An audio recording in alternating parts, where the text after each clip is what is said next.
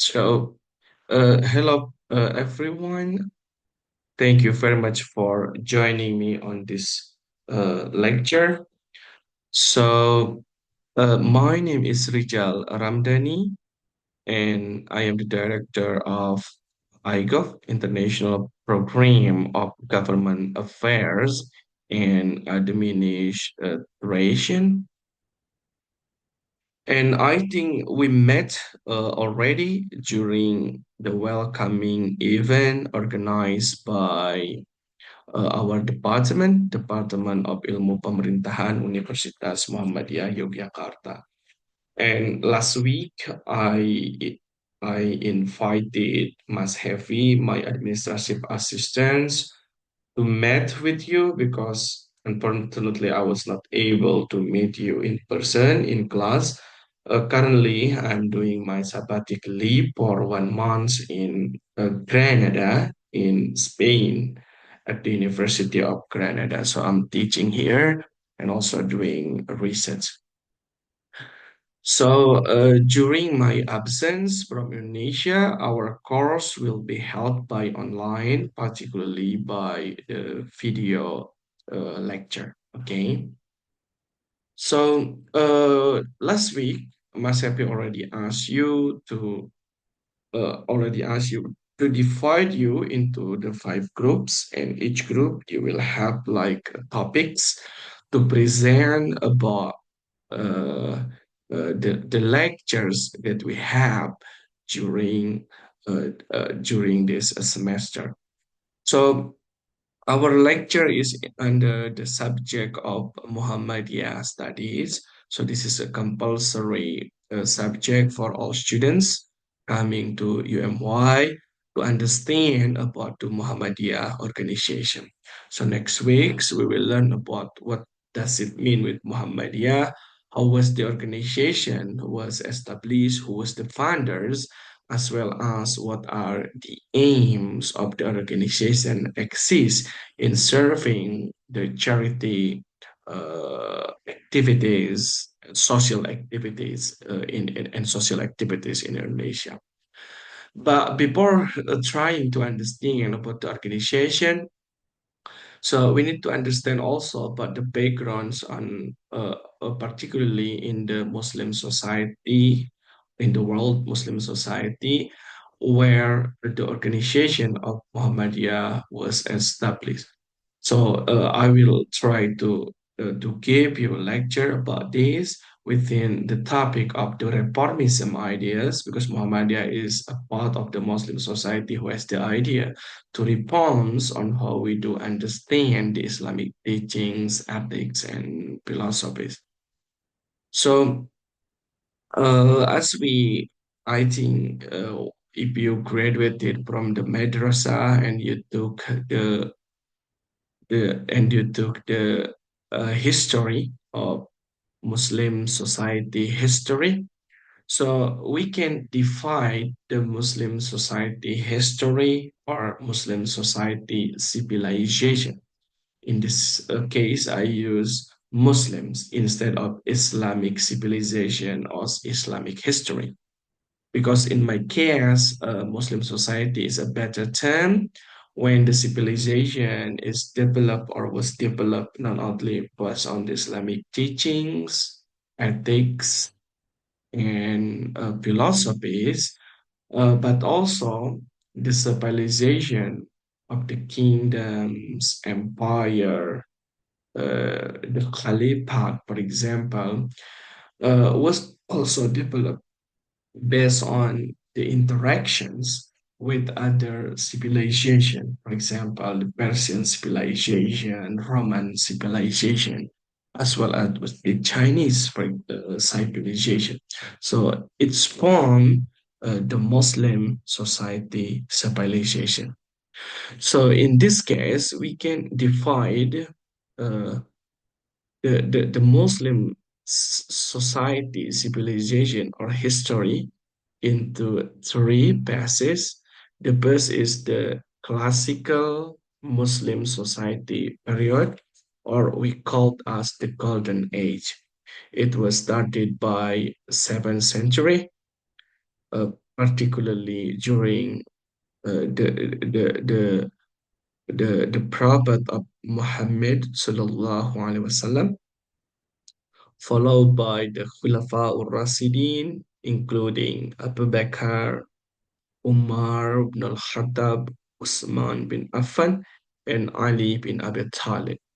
And after Ali bin Abi Talib, the Muslim society was led by the Umayyad dynasty, followed by the Abbaside dynasty, and then the last but not the least in this period was led by the Umayyad dynasty too, that was situated in Cordoba, Spain, or in here in the Andalus regions of the Spain, where currently I am staying now. And the second period was in the medieval period. It was like the decline of Muslim society civilization. But at the time, we had also like the three Muslims empires under the Ottoman, Safavid, and Mughal. Ottoman was situated in Turkey, the current modern Turkey, or Byzantine, and Mughal was in India. I visited Mughal India in 2012, and I saw the not the palace. It was like I forgot what was the name. Uh, I forgot, but I visited the Mughal landmark there in Agra, India, and the Ottoman was in Turkey.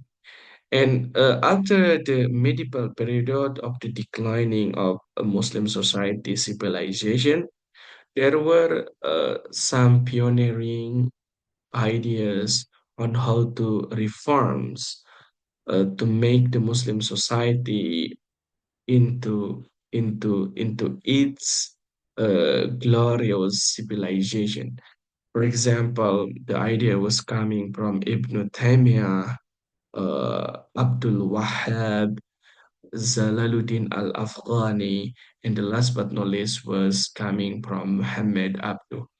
The last one, Muhammad Abduh, particularly, was the one who inspired Kiai Haji Ahmad Dahlan as the founder of Muhammadiyah to establish the organization of Muhammadiyah, and we will talk it later.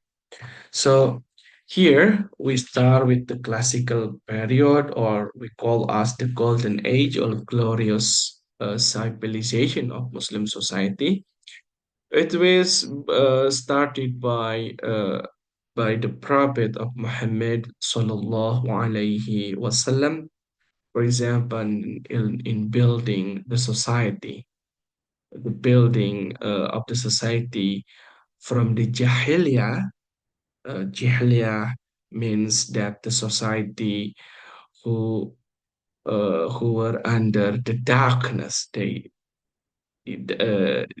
under our backward society. And then he did the path to Mecca, conquered Mecca. So the Prophet of Muhammad was developed. I mean, developed the Muslim society in Medina after the Hijrah. I think you know already about this. And then he came back to Mecca uh, to free the Mecca, and then develop Mecca as a part of the Muslim society. During this period, uh, the Muslim society also established or expanded their territory by visiting to Oman, Hadramaut, and Yemen, as well as to Syria and Jordan. And during the period of Abu Bakr, the area of the Muslim society was getting larger and larger by the establishment of the society, or expanded the Muslim society into Taib into Syria or the Damascus, as well as to the Persians area in the Iraq. And during Umar ibn al-Khattab, the expansions or the da'wah continued to Egypt, Iraq, as well as to Jerusalem's or what we understand now as Palestine and also Israel.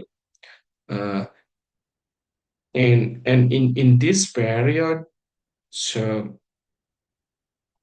uh, uh, and then I mean I will not talk more about this. Continue by Usman Dumdul Affan, and Usman continue the da'wah into Iran, Cyprus, Tripoli. Tripoli is in the North Africa as well as it was close to Azerbaijan. I would suggest you to read the history of Arabs. It is a book written uh, by I forgot his first name, but his surname was Kitty. So I mostly summarize this lecture or the history what I understood from Michael Kitty. So I think his first name is Michael, and you can read that book. And this is, for example, uh, so I think before come to the map, I will just continue. And the second, so after the first period of, I mean, the first phase of the classical period, we have the second phase of the second period, or this is the achievement. For example, it is as I said. So okay. So after Usman bin Affan, so the Muslim society was laid or by the Umayyad dynasty, and the Da'wah was expanded into Afghanistan, India, Turiskan, Samarkand, as well as to the Cordoba, to the Spain. So in this period, the dynasty was pioneering in science. For example, the emergence of the Mazahib tradition of fiqh in Islam. So I think maybe because we are not coming from the laws of faculty. So in Islam, particularly in the Sunni traditions, so we have like in the Islam we have Islamic is the Sunni group and the Shi'i group. So, but I will not talk about Sunni and Shi'i, but in our case, for example, in the Sunni tradition, we have like mazahib of fiqh. Like the first one is Shafi'i, the second one is Maliki, Shafi'i particularly, mostly in Indonesia, and Maliki, Hanafi, and who is the last one? Hanafila, Malikiya, and the Hanabila and Hanabila. So they are four actually, not five. Okay, maybe the fifth one was Ja'fariyah from the Shi'i tradition. But of course, in Indonesia, we do understand four mazahib. Okay, Syafi'iyah, Malikiyah, Hanabila, and Malik. Syafi'iyah, Malikiyah, Malikiyah, Hanafiya, and Hanabila. So there are four mazahib. So mazahib is uh, related to the Sharia teaching, like the practice of the ibadah, of the daily ibadah. Okay, but I think we will not go deeper into that.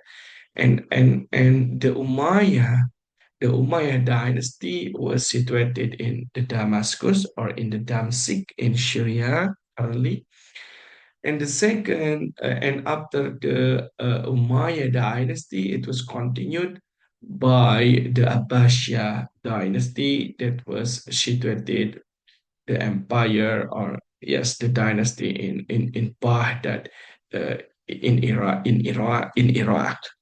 So in this period, the Abbasiyah was continuing the traditions of science, and it was also happening a massive translations of knowledge or books from the Persians language, from the Westerns, from the Greek traditions into the Arabics. And at the time, the dynasty also established the universities as well as libraries. In this period, we had also great scholars, Islamic scholars, like for example, Ibn Arabi and others. I think maybe you can try to find who are the Islamic scholars. And they also develop industrialization, theme, as well as architecture and trade. So at the same time, there are also the Umayyad II dynasty that was established in Cordoba or in Andalusia in Spain. So in the peninsula of Iberia. So we will come back into the map. So there are two kingdoms, or there are two empires during the 8th century until the, let's say, 12th or 13th century. The first one is under the Abbasiyad dynasty in Baghdad, and the second one is under the Umayyad in Andalusia regions of the Spain. So in the Andalusia, Spain, the Muslim society, they expand to the north. For example, it was almost close to uh, so all the areas of the current modern Spain, and what Portugal was under the under the protection or under the kingdom of the Umayyad. So they also built the city of Cordoba. It's like I think it's only 1 hour by train from Granada, where I am staying now. And they also establishing scientific traditions, like if you know uh, great scholars like Avicenna or Ibn Sina. Uh, they also develop universities. So the university that I am teaching now and doing research, University of Granada. So there was a building according to a source that I read, and that building was previously madrasa under the Islamic. I mean, under the Muslim society scientific tradition and research institute, and they publish a lot of books. And in this period, they also did mining industry. So this is, for example, the golden age period of Muslim civilization in Cordoba. The Muslim society, they developed green park surrounded the city. The population was high at the time, and the society was educated, and they built a lot of buildings as well as the palace, and the most could be found in the city. In the Baghdad, the city used to be narrow and small, and then the city was built, extended by the Caliphate of Al-Mansur, and I think the economic activities was really uh, developed, and they also built mosques and many important scholars, writers, as well as great philosophers. And this is the example on the right side was the Baghdad, the Baghdad uh, buildings, still concepts from the Abbasiyah period, while in the left one, the building in Cordoba, still in the reserves, uh, uh, that was, I mean, developed during the Umayyad two empires in Andalusia. So here I am. So this is my picture. I took this picture like on Friday this week. So today is Sunday. I still giving the lecture, but I took the lecture. It is in the San Nicolas, uh, in the Baicin area in the Andalus, and just behind me is the Alhambra. Alhambra was developed or developed during like a 13th century after the fall down of the Umayyad too, and it was a part of the Muslim society architectures, and it was ruled, of course, by the Muslims. And this is one of the garden that I found yesterday on Saturday. I walked to around this palace, around this palace. So let me back to the previous slide. So this is the map, for example.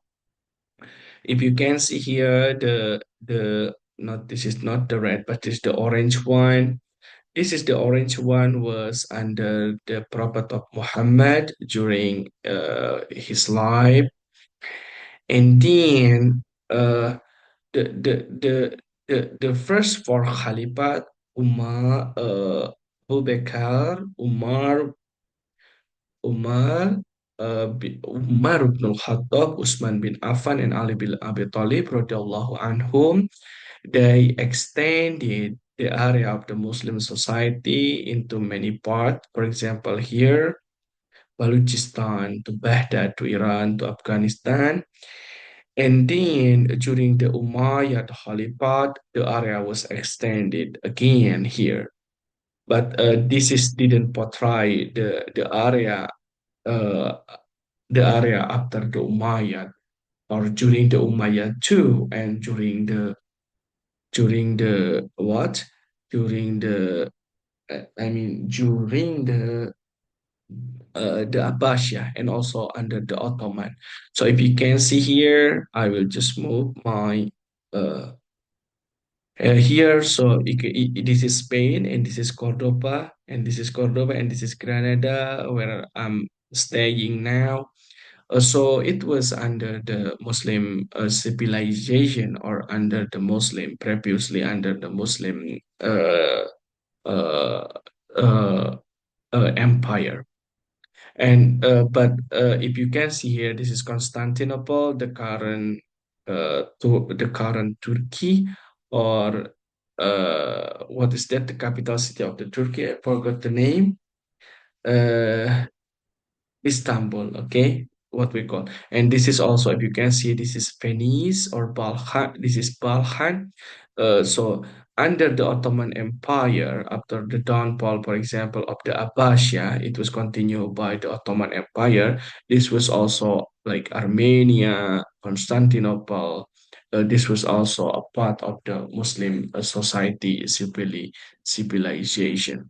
So it was really huge, and it was the center of the human civilization. So let me continue. And at the time, while Muslim were in the society in the golden age, we can learn from the history that European civilization was under the dark age. This is an example of explanation on how to describe about European society. For example, I do not but we need to recheck. So according to Asibai, that at the time the European agriculture system was backward from the swamps on the outskirts of the city. Deadly stenches spreaded. Houses in Paris and London were built of wood and earth mixed with straw and bamboo. They are not ventilated and have no organized room. So I think while the Muslim society at the time was under the golden age, the European condition or situation was at the backward. And this is another explanation that Europe was dry, isolated, and quite dangerous to go there at the time. So housing was built in the low area, and many housing were housing, particularly with the small door, and was not locked, and they have no windows. So many disease or ills was spreading out, like killing the animals as well as therefore people cannot get a benefit from the died animal.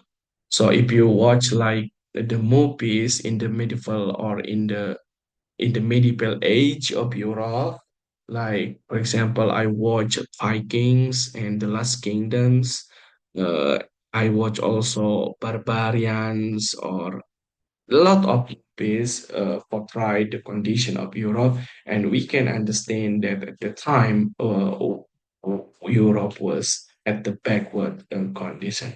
But of course, after the Renaissance and the downfall of Muslim society civilization, particularly I think after the Renaissance, when Europeans they learn from the Greek tradition, from Islamic tradition. Now Europe develop a lot, and we need to learn on how to develop our society from European tradition. That's why I came here. I want to learn a lot from European people and scholars.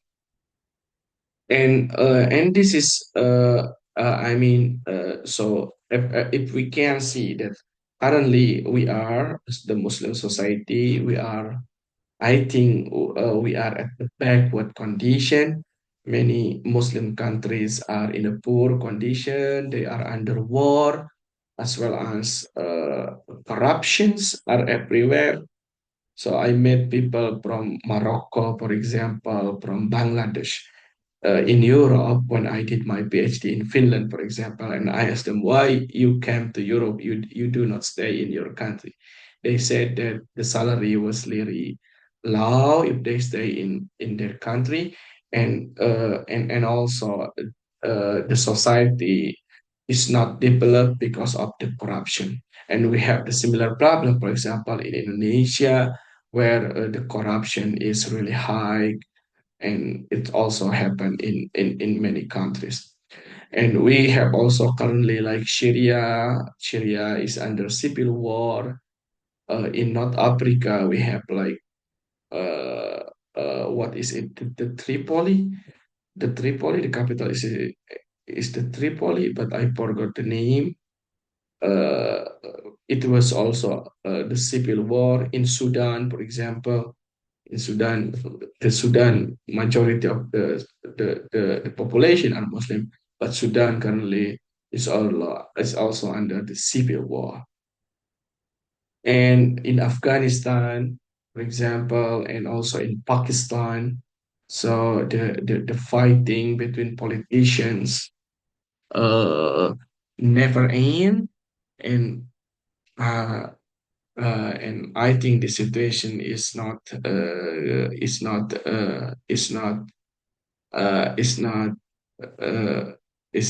good, and doesn't make us happy. So and the question, what are the factors actually that make the Muslim societies civilization declining? So there are two to answer here. The first is the internal factors. and the second is the second and the external factor. So from the internal factors, politically, many Muslims empire or caliphate like the Umayyad and also the Ottoman Empire, that their military was weakening. The destruction of Baghdad by Mongol, the Mongols, well, the Mongols people, Mongolians. I would suggest you to watch movie Ertugrul.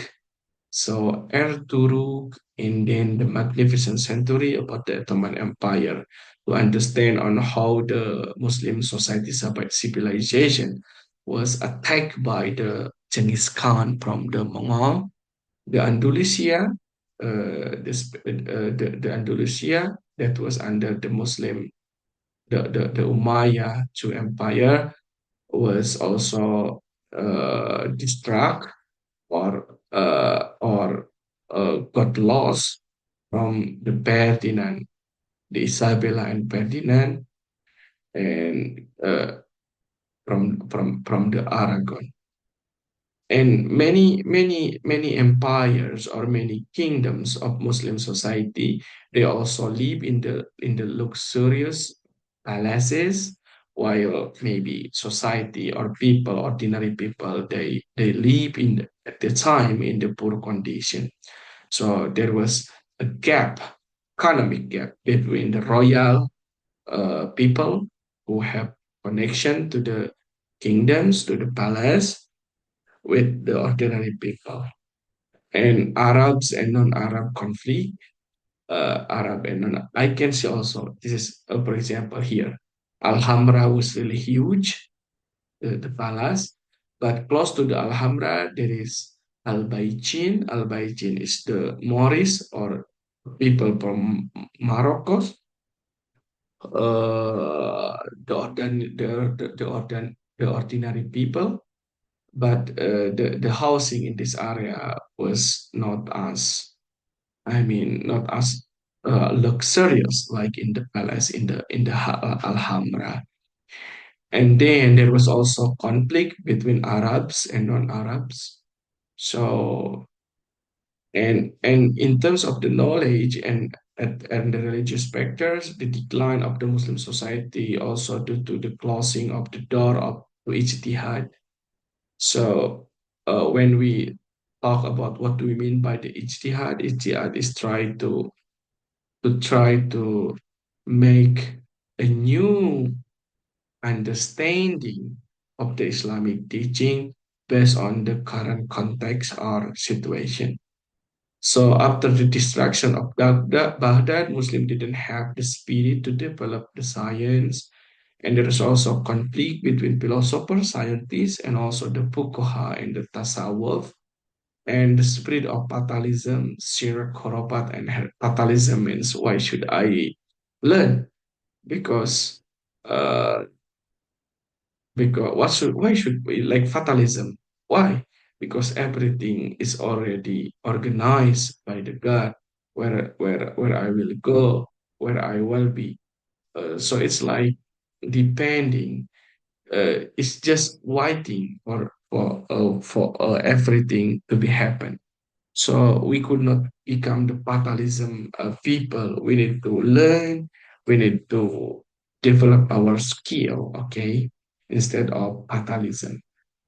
And then from the external factors, Europeans, they meet with the Renaissance period, the enlightening period of the Europeans people. They learn a lot from the Islamic and Greek tradition, and they develop the science and freedom of thought. And this is the Renaissance. They are in the freedom of thought, science, technology development, explorations of the world. Like they found the American continents as well as they found the Australian continent. So Europe became really great at the time. And industrial and social revolution. So they invented European people based on the science. They invented like machine in productions, as well as they changed their political system from the monarchy into democracy. So and due to this kind of uh, the decline of Islamic our Muslim society, there was an idea on how to reforms, to reforms the Muslim society civilization into a better condition. And this is what we call as tajdid. Okay, so Muhammadiyah is a part of a tajdid, a movement that was try to develop a better Muslim society, particularly by introducing the modern educational system into the society. So you should be proud of your current situation that you are involved in Muhammadiyah University, for example, and this is a part of the big idea on how we need to handle uh, we need to educate our society. So Tajdid is different from the revival. Okay. So in the Tajdid, for example, we always follow the tradition of the Islamic teaching based on what we got from the Quran, what we get from the Quran, as well as from the hadith of the Prophet of Muhammad. But in terms of the science, we can learn the science from everywhere, okay? From any tradition. For example, I took my PhD in Finland, and who else? The so many Muhammadiyah scholars they did their PhD particularly in Europe or in China, in South Korea, in Japan.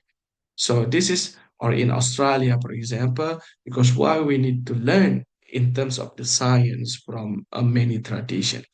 But in terms of the Islamic teaching, we need to follow what it is written in the Quran and also what we learn from the hadith of the Prophet Muhammad sallallahu alaihi wasallam. It's different from the revival. So there are also people who want to uh, go back. Their idea is completely different with the tajdid or modernism that we bring introduced by the Muhammadiyah organization. In the revival, there are ideas that if we want to develop a better Muslim society, we need to go back into the early Islamic or Muslim society history. For example, they always use words in here, and then they all change their clothes. It's not like suit like I wear now. So, but it is not. It is not the idea coming from Muhammadiyah, because in Muhammadiyah we need to follow the Quran, Islamic teachings, as well as the hadith introduced by the Prophet Muhammad Sallallahu Alaihi Wasallam. But in the science as well as in the economics, in the democracy, we can learn also from other tradition. Okay. So, and here you are, the figures or the scholars of reformers or mujaddid, what we call, for example, in the Aqidah tradition, we have the Ibn Taymiyyah. There was also in the Aqidah tradition Muhammad bin Abdul Wahhab. In the political tradition, there was Jamaluddin al-Afghani, and the last is Muhammad Abdul. I will just focus on Muhammad Abdul. And Muhammad Abdul was a scholar at Al Azhar University in Egypt, and he influenced and his teaching was recorded uh, by his students. His name was Muhammad Rashid Ridho, And Muhammad Rashid Ridho wrote the book Al-Manar, okay? Tafsir, the explanation of the Quran, that was called Al-Manar. And Muhammad Abduh and Muhammad Rashid Ridho were the two Muslim scholars who has an idea that if we would like to develop a better Muslim society, we need to go back into the education, okay? And we also need to use our rationality, our ideas, our knowledge. And we can also learn from the democratic tradition. And the education should be involved into tradition. The first is the Islamic tradition, as well as the second one is the Western tradition. And this is adapted by the Muhammadiyah. So if you went to the Muhammadiyah educational schools, for example, at the lowest, starting from the lowest until the highest level of university, you have your lectures on Islamic values and teachings like Muhammadiyahan and then Islamic teaching one, Islamic teaching two, and you also learn on how to recite the Quran under the LPPI at the Mosque UMY, for example. But at the same times, you learn a lot about the science, social science. In our case, we learn political science and social science. We learn about democracy, public policy, public administration, and not economics and others. This is on how Muhammadiyah was influenced by Muhammad Abduh. And for today's lectures, you have an assignment or homework. Please go to the library, UMY library, and find this book Muhammadiyah Gerakan Pembaharuan, written by Haidar Nasir. It is written in Bahasa Indonesia, of course. It is written by Haidar Nasir, and you need to read this book. So for the next lecture, so before next lecture, you need to understand first, and you can read this book. And please make a resume of this book. So for example, I will stop the share screen here. If we go to my class, where is the my class? So I need to open the my class here, for example. Then if you go to the my class, where is my class here? No, this one. So if you go to the my class, for example, here, so this is your last meeting, and this is today meeting. This week meeting. So you need to go to the bookstore, to the books. I mean, and not to the bookstore, to the library at campus, and then you need to go to book resumes here, and you need to submit your resumes in this. Yeah. So what do you mean by the resume?